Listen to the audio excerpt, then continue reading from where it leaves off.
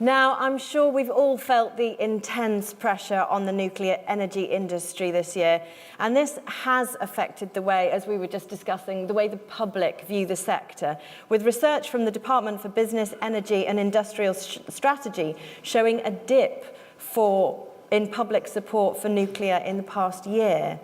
So we thought that today would be a good time to organise a panel to discuss perspectives of nuclear with you. And we would love it if you would join in with us and discuss this with us. So that we can think about what the public and other sectors think of nuclear and how to build that reputation. So I would like to now invite my panel to the stage. This panel consists of Matt Smith, who's the Deputy Chief Executive of RenewableUK. Where are you, Matt? There you are. Fiona Reilly of Atlantic SuperConnection.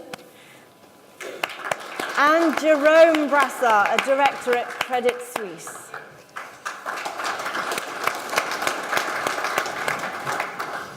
So just to introduce them a little bit, Matt Smith is the Deputy Chief Executive of RenewableUK, the trade and professional body for the UK wind and marine renewables industries. Before that, Matt worked at grid and regulatory consultancy Zero Energy, and for much of this time was seconded to the Department of Energy and Climate Change to work on electricity market reform. Fiona Reilly is an executive partner at Atlantic SuperConnection LLP, whose leading project is the development of an HVDC cable to bring 1.2 gigawatts of low carbon, that's geothermal and hydro, baseload energy to the UK from Iceland. Fiona is also a director of the NIA and has over 20 years' experience of the international nuclear market. Jerome Brassart is a Director of European Power and Utilities Investment Banking at Credit Suisse, which he joined in 2010. Jerome has been active across regulated utilities and renewable, conventional and nuclear power sectors for over 12 years and is currently advising new generation. So that's a brief overview of our panellists. I would like to invite you to ask your questions, and so we'll have some people with roving microphones in a minute. So make sure you put your hand up, because we've got lights shining on us and we might not be able to see you. So make sure you put your hand up really clearly. We will get a microphone to you, and then if you can tell us who you are, where you're from, and what your question is, we can put your question to our panel.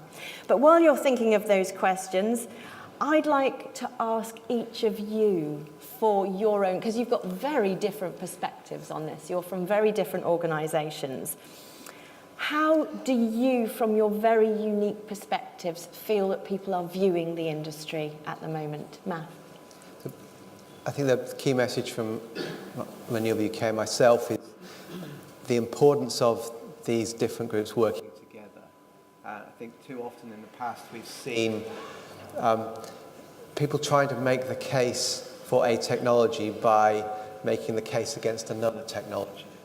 That's not appropriate, and it's actually not effective. It's a race to the bottom in many ways. So with RenewableUK and Nuclear Industry Association, we've worked together well over a number of years. We, for example, worked on electricity market reform together, both going to political conferences and holding events within Parliament. I remember one event we did together in the House of Lords maybe 3 years ago, where we had peers there who were advocates of different technologies. And we had peers who were advocates of different technologies, and I found it interesting that we could go in together ourselves, the Nuclear Industry Association, to talk about the common and shared need for low carbon generation. And the challenge and the opportunity there is so great that scrapping for the spoils is unseemly and does us a disservice. Many of the companies here today have interest in renewables and nuclear, either as generators or in the wider supply chain. So I think it's important for RenewableUK to be here to highlight our ability to support you. And the common message we have is that energy is too important for the UK economy to be politicised, in the sense that different technologies don't wear rosettes of different colours. Electrons have charge, they don't have a political affiliation. There are others who will seek to try and politicise that debate, but it's important that we do what we can. We don't control all that debate, but do what we can to try and get it back to the rationale, which is about long-term confidence, about the long-term direction of the UK, and about focusing on the wider need to have low-carbon, low-cost energy which is secure, and all technologies will play a part in that. So focusing on positives and discussion, not doing down any that we might feel at a particular point in time are less desirable. Thank you, Matt. Fiona, perspectives from you on how this industry is viewed? Yes, I think it is an exciting time for nuclear, and we've heard that this morning from the Baroness and others. It's a very exciting time, and I have to say, for somebody who's been involved in the nuclear industry for over 20 years, I'm so pleased that the new build projects are going ahead. I think they are incredibly important to us as an economy. But it's also an exciting time for energy, and I think one of the things that nuclear sometimes gets wrong, and it may be because of the politicised debate, is it's somehow seen as special and different. And yes, it has its own challenges. It's got large capital costs and it's got waste that needs to be managed properly. But they are challenges that can be met.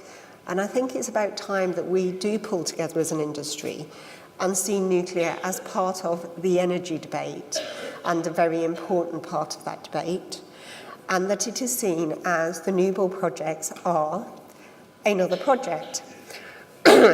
Every project has its challenges. You heard that one of our leading projects is to bring 1.2 gig of power from Iceland. It has challenges. It has environmental challenges. It has technical challenges. Every single project has its own challenges. We come under a private equity umbrella, so I'm in the privileged position of reviewing lots of other projects at the moment to say whether we'll invest or not. And even the smaller projects have their challenges, and there's a number that we've said we won't invest in recently because the business case doesn't work.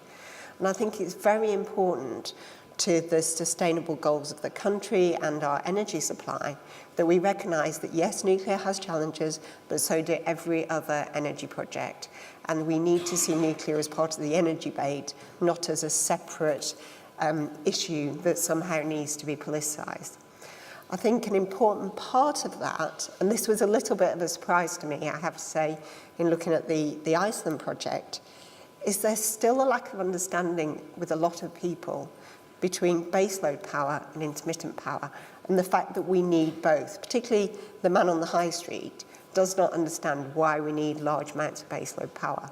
And I think, it's important that we come together as an industry to explain the need for that baseload power and how nuclear and other projects are an important part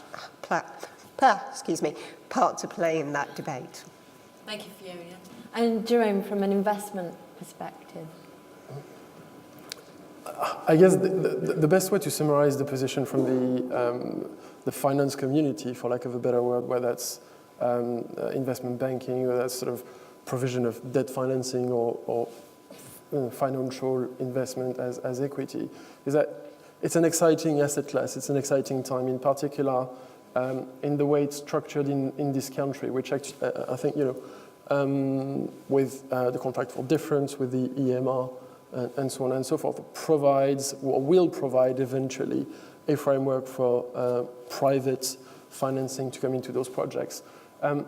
When you look at the scale, there's nothing that comes quite close in terms of infrastructure investment to a nuclear power station. LNG might be there, but LNG is often effectively realized by consortium of large companies, large oil and gas companies. And that's pretty much it. Then you're in the nuclear realm, and most of the time it's even larger.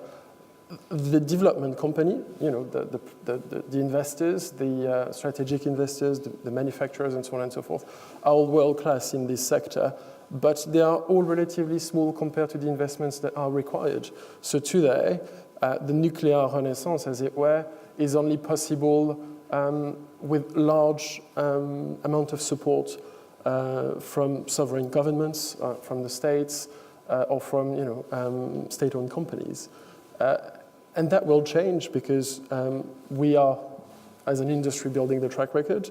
The plants, the projects being developed in the UK, whether that's Sinclair, NewGen, or the other ones, are all undertaken by world-class companies and individuals. It will build a track record that eventually allows the private finance, whether that's debt or equity, to come in. And there's plenty of money that's chasing good quality infrastructure when the risk allocation will be there. And I think it will be there in the short term in the nuclear speech, obviously. But it'll be there as the track record gets built by the people that are in this room today.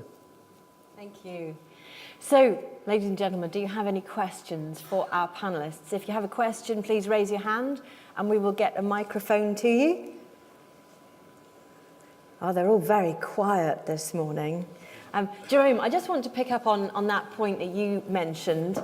I think you said there's plenty of good quality money about for infrastructure projects, but how can these projects make themselves more attractive to city financiers? Because a lot of these projects are large, they're long-term.